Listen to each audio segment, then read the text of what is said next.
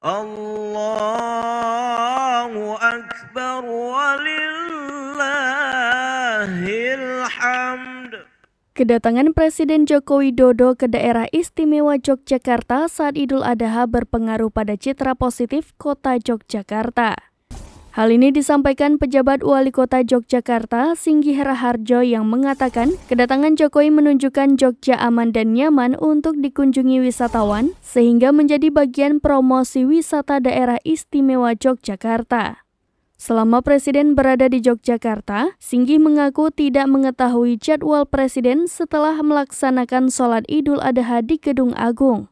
Berdasarkan percakapan dengan Presiden, Jokowi menyebut agenda di daerah istimewa Yogyakarta biar jalan mengalir saja. Presiden Jokowi juga sempat menyapa masyarakat Jogja saat merayakan Idul Adha di daerah istimewa Yogyakarta pada Kamis 29 Juni 2023.